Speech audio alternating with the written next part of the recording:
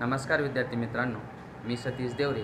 आज आपण चर्चा करणार आहोत इयत्ता 10वी विषय सामाजिक विज्ञान प्रकरण क्रमांक 15. अगोदरच्या व्हिडिओमध्ये याच प्रकरणातील आपण आर्थिक विकास आणि विकसनशील अर्थतंत्राच्या लक्षणांविषयी चर्चा केली होती. आज आपण आर्थिक विकास आणि आर्थिक वृद्धीमधील फरक, आर्थिक आणि बिनआर्थिक प्रवृत्ती, उत्पादनाची साधने आणि उत्पादनाच्या साधनांची विभागणीविषयी आपण आज चर्चा करणार आहोत.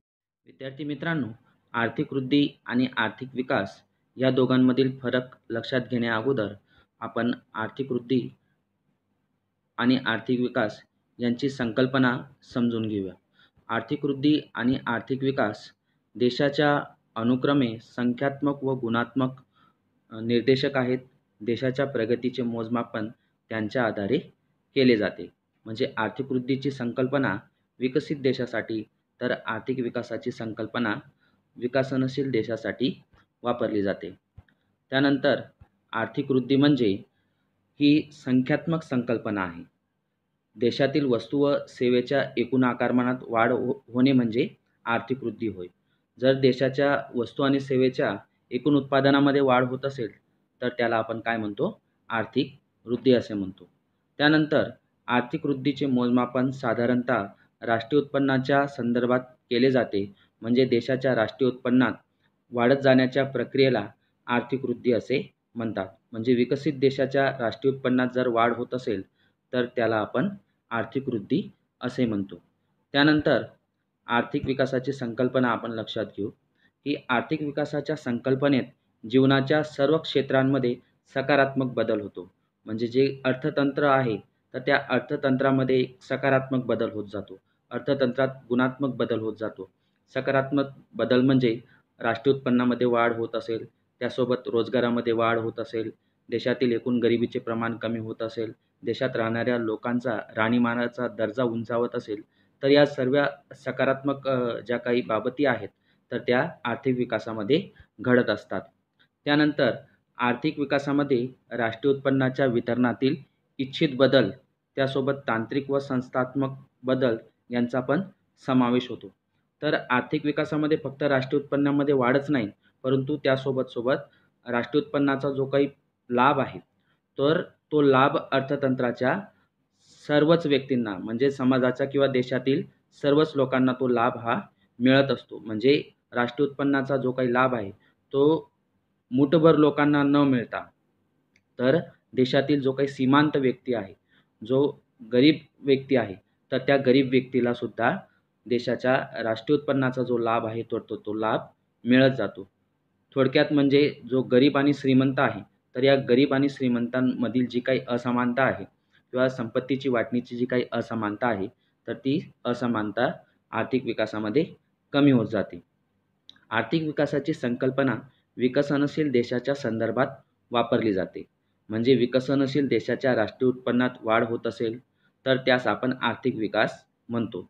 थोडक्यात आर्थिक विकासात दरडोई उत्पन्न, बेरोजगारी, देशातील उत्पन्नाचे वितरण इत्यादींमध्ये काय बदल होत आहे यातून आपल्याला आर्थिक विकास सूचित होतो. म्हणजे फक्त राष्ट्रीय उत्पन्नच नाही, परंतु दरडोई उत्पन्न, बेरोजगारी आणि देशामध्ये जी काही असमानता आहे उत्पन्नाची वाटणीची तर ती उत्पन्नाच्या वाटणीची असमानतासुद्धा हळूहळू कमी होत जाते. जसजसा देशाचा विकास होत जातो, जसजसा अर्थतंत्राचा विकास होत जातो तसतशी जी उत्पन्नाच्या वाटणीची जी काही असमानता आहे तर ती उत्पन्नाच्या वाटणीची असमानता देखील कमी होत जाते.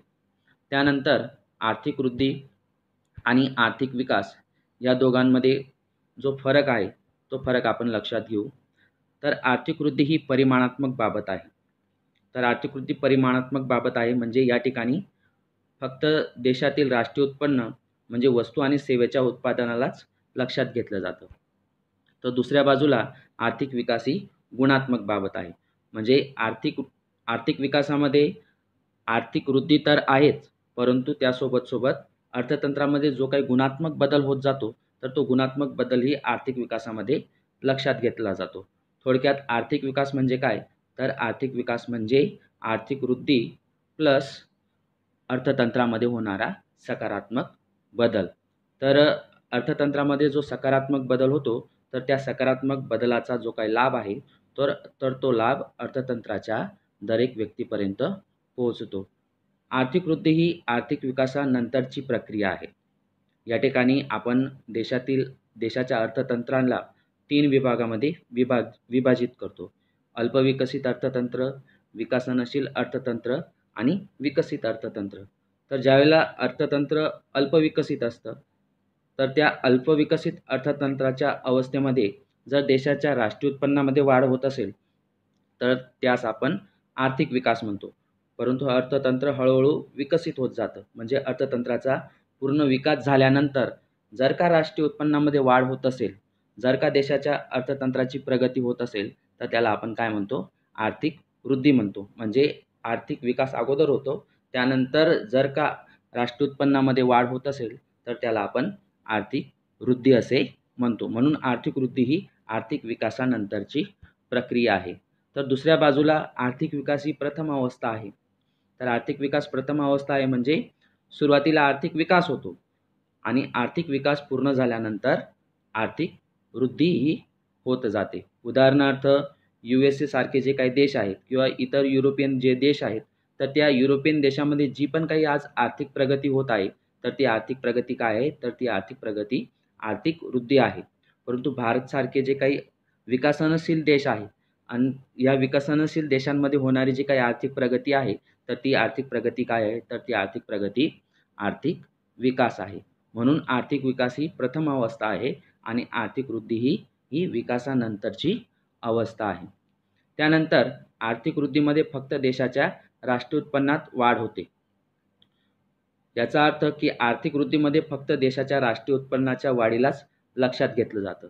तर दुसऱ्या बाजूला आर्थिक विकासामध्ये देशाच्या राष्ट्रीय उत्पन्नासोबत अर्थतंत्रामध्ये जो काही गुणात्मक बदल होतो, अर्थतंत्राच्या संरचनेत जो काही बदल होतो, त्या बदलाला सुद्धा लक्षात घेतलं जाते. या ठिकाणी एक उदाहरण देण्यात आलेलं आहे की जमिनीच्या क्षेत्रात वाढ झाल्याने उत्पादनात जी वाढ होते, तर त्यास आपण आर्थिक वृद्धी असे म्हणतो. तर उदाहरणार्थ 5 एकर जमीन असेल आणि जमिनीच्या क्षेत्रात वाढ झाली, म्हणजे 6 एकर जमिनीवर जर शेती होत असेल आणि अतिरिक्त 1 एकर जमिनीवर शेती केल्यामुळे उत्पादनात जी वाढ होतं, तर त्याला आपण काय म्हणतो? आर्थिक वृद्धी असे म्हणतो.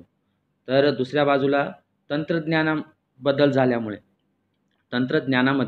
बदल झाल्यामुळे उत्पादनात जी वाढ होत असेल, तर त्याला आपण काय म्हणतो? आर्थिक विकास असे म्हणतो. विकसित देशाच्या राष्ट्रीय उत्पन्नात होणारी वाढ ही आर्थिक वृद्धी म्हटली जाते. मी अगोदरच USA आणि युरोपियन सारखे जे काही देश आहेत, त्यांचं उदाहरण तुम्हाला सांगितलं की ह्या देशाच्या राष्ट्रीय उत्पन्नात जर वाढ होत असेल, तर त्याला आपण काय म्हणतो? आर्थिक वृद्धी असं म्हणतो. कारण की या देशांचा विकास अगोदर झालेला आहे.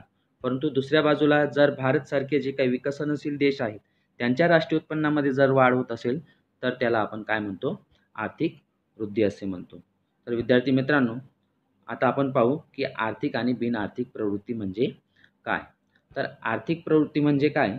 की आवक प्राप्त करण्याच्या व खर्च करण्याच्या हेतूने करण्यात आलेल्या प्रवृत्तीला आर्थिक प्रवृत्ती असे म्हणतो. तर ज्या प्रवृत्ती मागचा हेतू आवक प्राप्त करण्याचा असेल किंवा खर्च करण्याचा असेल, तर त्या प्रवृत्तीला आपण काय म्हणतो? आर्थिक प्रवृत्ती असे म्हणतो. उदाहरणार्थ शेतकरी, शिक्षक, व्यापारी वगैरे जे काय करतात, तर त्याला आपण काय म्हणतो? आर्थिक प्रवृत्ती असे म्हणतो. तर शेतकरी शेती का करतो? तर उदरनिर्वाहासाठी, आवक मिळवण्यासाठी.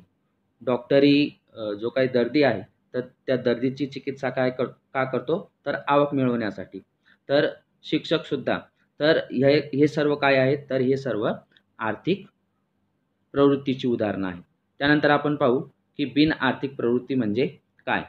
तर बिनआर्थिक प्रवृत्ती म्हणजे ज्या प्रवृत्ती मागचा हेतू आवक प्राप्त करण्याचा व खर्च करण्याचा नसेल, तर अशा प्रवृत्तीला आपण बिनआर्थिक प्रवृत्ती असे म्हणतो. या ठिकाणी उदाहरण देण्यात आलेलं आहे.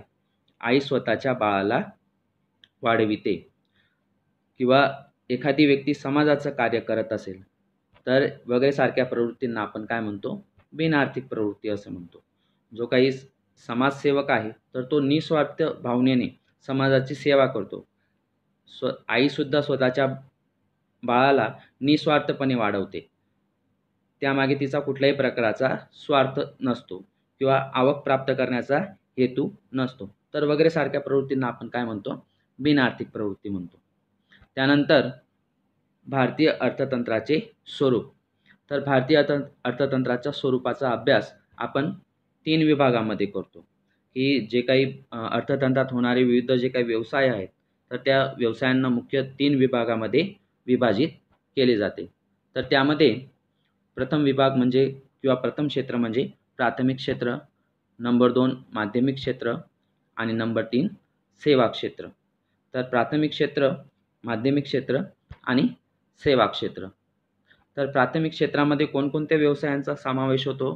तर अर्थतंत्राच्या या विभागात शेती आणि शेती संबंधित प्रवृत्ती जसे पशुपालन, संवर्धन, मत्स्य उद्योग, कोंबडे व बत्तक पालन, वन संवर्धन तसेच कच्च्या धातूचे खोदकाम वगैरे सारख्या प्रवृत्तींचा प्राथमिक क्षेत्रामध्ये समावेश होतो. तर प्राथमिक क्षेत्रामध्ये आहे तर प्राथमिक क्षेत्रामध्ये शेतीचा समावेश होतो आणि सोबत शेतीला अनुसरून जे इतर व्यवसाय आहेत तर त्या इतर व्यवसायांचा सुद्धा प्राथमिक क्षेत्रामध्ये समावेश होतो. त्यानंतर दुसरे महत्त्वाचे क्षेत्र म्हणजे माध्यमिक क्षेत्र. माध्यमिक क्षेत्राला औद्योगिक क्षेत्र म्हणून सुद्धा ओळखले जाते. तर या विभागात लहान मोठे उद्योग, बांधकाम, वीज, पाणी पुरवठा वगैरे सारख्या प्रवृत्तींचा समावेश जो आहे तर माध्यमिक क्षेत्रामध्ये होतो. हा विभाग उद्योग विभाग म्हणून सुद्धा ओळखला जातो. या विभागामध्ये टाचणीपासून मोठ्या यंत्रांचा चे उत्पादन सुद्धा या विभागामध्ये केले जाते. तर माध्यमिक क्षेत्रामध्ये लहान उद्योग, मध्यम उद्योग आणि जे काही मोठे उद्योग आहेत किंवा लोखंड पोलादचे उद्योग आहेत तर त्या उद्योगांचा समावेश सुद्धा माध्यमिक क्षेत्रामध्ये केला जातो. त्यानंतर सेवा क्षेत्र. तर सेवा क्षेत्रामध्ये ज्या काही सेवा आहेत तर त्या सेवांचा समावेश होतो. या विभागात अनेक प्रकारच्या सेवांचा समावेश होतो. या सेवांमध्ये व्यापार, संदेश व्यवहार, हवाई मार्ग, समुद्री मार्ग, शिक्षण, आरोग्य, बँकिंग तसेच विमा कंपन्या, प्रवास आणि मनोरंजन वगैरे सारख्या प्रवृत्तींचा समावेश होतो. त्यानंतर आपण पाहणार आहोत उत्पादनाची साधने. तर कोणतेही वस्तू आणि सेवेचे उत्पादन करण्यासाठी उत्पादनाच्या साधनांची आवश्यकता असते. तर नैसर्गिक आणि श्रमाच्या मदतीने चीजवस्तू आणि सेवेचे उत्पादन करण्यात येते. हे उत्पादन करण्यासाठी अनेक प्रकारच्या साधनांचा वापर होतो. जसे धान्याच्या उत्पादनात बैलांचा, यंत्रे, मजूर, जमीन वगैरे सारखी अनेक साधने जोडलेली असतात. उत्पादनाची साधने खूप आहेत, पण अभ्यासात सरळता आणण्यासाठी या साधनांना 4 भागात विभाजित करण्यात आलेले आहे. तर ते उत्पादनाचे एकूण 4 साधन आहेत. तर प्रथम साधन आहे जमीन, दुसरे साधन आहे भांडवल, तिसरे साधन आहे श्रम आणि चौथे महत्त्वाचे साधन म्हणजे नियोजन. तर उत्पादनाचे एकूण 4 साधन आहेत: जमीन, भांडवल, श्रम आणि नियोजन. तर प्रथम साधन म्हणजे जमीन. इयत्ता 9वी मध्ये आपण जमिनीचा अभ्यास केला की जमीन म्हणजे काय, की पृथ्वी सपाटीवरील जो स्तर आलेला असतो, माती, रेती, गाळ, प्राण्यांचे अवशेष आणि वनस्पतींच्या अवशेषापासून जो जमिनीचा वरचा स्तर बनलेला असतो त्याला आपण जमीन असे म्हणतो. परंतु अर्थशास्त्राच्या परिभाषेत जमीन म्हणजे सर्व प्रकारची नैसर्गिक संपत्ती जसे पृथ्वी सपाटीवरील आलेली जंगले, नद्या, पर्वत, पृथ्वीच्या भूगर्भात आलेली खनिजे वगैरेचा समावेश जो आहे तर तो जमिनीमध्ये होतो. तर जमिनीचे महत्त्वाचे लक्षण काय आहे, तर जमीन हे उत्पादनाचे नैसर्गिक साधन आहे.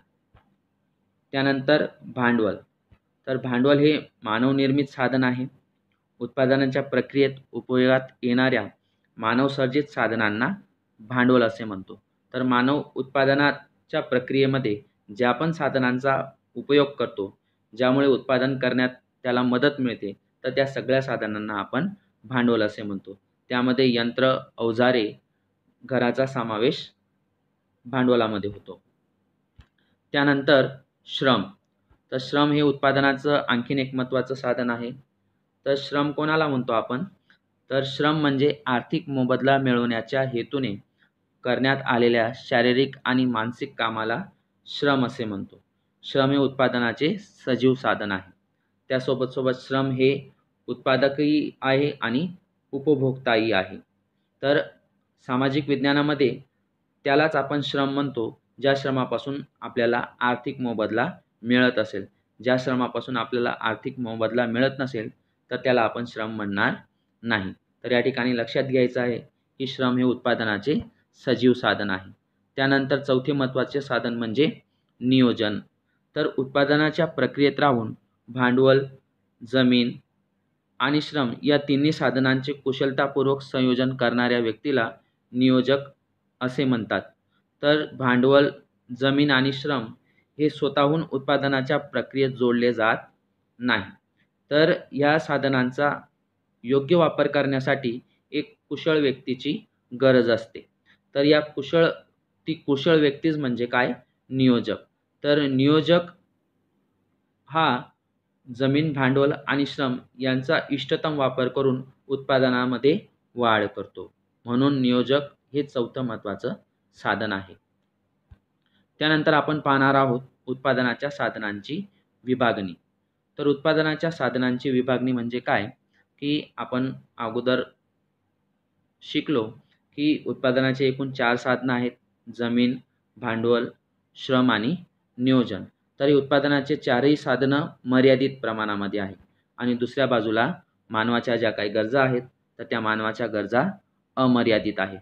तर मर्यादित साधनांच्या माध्यमाने मानवाच्या अमर्यादित गरजा आपल्याला पूर्ण करायच्या आहेत.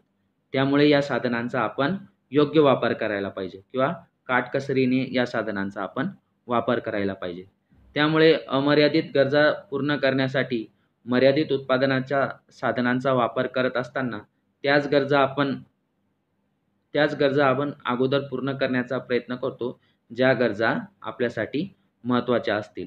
त्यामुळे उत्पादनाच्या साधनांची विभागणी करताना नेहमी प्रश्न उद्भवतात की कोणत्या वस्तूचे उत्पादन करायचे आहे, त्या वस्तूचे उत्पादन कशा प्रकारचे करायचे आहे आणि त्या वस्तूचे उत्पादन कोणासाठी करायचे आहे. तर वस्तूचे उत्पादन का करावे लागणार आहे, कुठे करावे लागणार आहे आणि कोणासाठी त्या वस्तूचे उत्पादन करावे लागणार आहे वगैरे सारखे प्रश्न जे आहेत तर हे प्रश्न संसाधनाच्या विभागणीमध्ये उद्भवतात. त्यानंतर आपण लक्षात घेणार आहोत की अमर्यादित गरजा. तर मानवाच्या ज्या काही गरजा आहेत तर त्या मानवाच्या गरजा अमर्यादित आहेत. सोबत या गरजाचा नेहमी गुणाकार सुद्धा होत जातो. म्हणजे एक गरज जर उद्भवली तर त्यामागे दुसऱ्या गरजा पण उद्भवत जातात. कित्येक गरजा वारंवार पूर्ण कराव्या लागतात तर कित्येक गरजा विज्ञान आणि टेक्नॉलॉजीच्या विकासामुळे निर्माण होतात. अशा अनेक कारणांमुळे गरजा अमर्यादित आहेत. म्हणून या गरजा पूर्ण करण्यासाठी गरजांची पसंती करावी लागते. तर गरजांची पसंती का करावी लागते? कारण की त्या गरजा पूर्ण करण्याचे साधनं मर्यादित आहे. तर गरजांचा अग्रताक्रम. तर आपण त्याच गरजा अगोदर पूर्ण करतो ज्या गरजा आपल्यासाठी महत्त्वाच्या असतात. कारण की सर्वच गरजा पूर्ण करण्यासाठी आपल्याजवळ अमर्यादित प्रमाणामध्ये उत्पादनाची साधनं उपलब्ध नाही. त्यामुळे मर्यादित उत्पादनाच्या साधनांचा उपयोग करून आपण आपल्या अमर्यादित गरजा पूर्ण करण्याचा प्रयत्न करतो, ज्या पूर्ण गरजा आपल्या होत नाही. त्यामुळे आपण मर्यादित उत्पादनाच्या साधनांच्या मदतीने त्याच गरजा अगोदर पूर्ण करतो ज्या गरजा आपल्यासाठी अतिशय महत्त्वाच्या आहेत. तर त्यालाच गरजांचा अग्रताक्रम असे म्हणतात. मर्यादित गरजांच्या समोर उत्पादनाची साधने मर्यादित आहेत आणि त्यामुळे आपण त्या गरजांना अग्रताक्रम देतो. गरजा जास्त महत्त्वाच्या असतात त्या अगोदर पूर्ण केल्या जातात आणि त्यानंतर अन्य गरजा पूर्ण केल्या जातात. अशी उत्पादनाची साधने मर्यादित असल्याने गरजांमध्ये अग्रताक्रम नक्की करावा लागतो. त्यानंतर आपण लक्षात घेऊ गरजांचा मर्यादित साधने. तर उत्पादनाच्या साधनात मुख्यत्वे नैसर्गिक संपत्ती आणि मानव निर्मित संपत्ती असते. ही सर्व साधने मर्यादित असतात त्यामुळे त्यांचा काटकसरीने वापर करावा लागतो आणि पसंती केलेल्या गरजांना लक्षात ठेवून साधनांची विभागणी करावी लागते. तर उत्पादनाची साधनं ही मर्यादित आहेत. त्यामुळे मग ती मानवनिर्मित साधनं असो किंवा मग नैसर्गिक साधनं असो, तर या मर्यादित साधनांचा आपण योग्य वापर करायला पाहिजे आणि काटकसरीने वापर करायला पाहिजे. त्यानंतर साधनांचा वैकल्पिक उपयोग. तर उत्पादनाची जी काही साधनं आहेत, तर ती उत्पादनाची साधनं मर्यादित तर आहेत, परंतु त्यासोबत ती वैकल्पिक उपयोगामध्ये घेता येतील अशी सुद्धा आहेत. म्हणजे एकाच साधनांचा आपण वेगवेगळ्या रीतीने वापर करू शकतो. परंतु ते वैकल्पिक उपयोगात असणारी जी साधनं आहेत, त्यांचा आपण एकाच वेळी दुसऱ्या वेगवेगळ्या जागी आपण त्यांचा उपयोग करू शकत नाही. तर या ठिकाणी जमिनीचं उदाहरण देण्यात आलेलं आहे. एखादा शेतकरी असेल आणि त्याला जमिनीमध्ये जर गव्हाचं पीक घ्यायचं असेल, तर तो त्यासोबत बाजरी, मक्का आणि भुईमूग याचे तो पीक घेऊ शकत नाही. ज्यावेळेला तो गव्हाचं पीक घेतो, तर त्यावेळेला त्याला मक्का, भुईमूग आणि बाजरी हे जे काही वैकल्पिक आहे, हे उत्पादनाचे जे काही दुसरे विकल्प आहेत, तर ते दुसरे विकल्प त्याला सोडावे लागतात. तर यालाच काय म्हणतो आपण? वैकल्पिक उपयोग असे म्हणतो. म्हणजे एक विकल्पाची पसंतगी करत असताना उत्पादकाला दुसरा विकल्प सोडावा लागतो. तर यालाच काय म्हणतो आपण? वैकल्पिक उपयोग असे म्हणतो. विद्यार्थी मित्रांनो, आज आपण ज्या मुद्द्यांची चर्चा केली ते मुद्दे तुम्हाला लक्षात आलेच असतील अशी माझी अपेक्षा आहे. या पुढील व्हिडिओमध्ये आपण बाजार पद्धतीविषयी माहिती घेणार आहोत.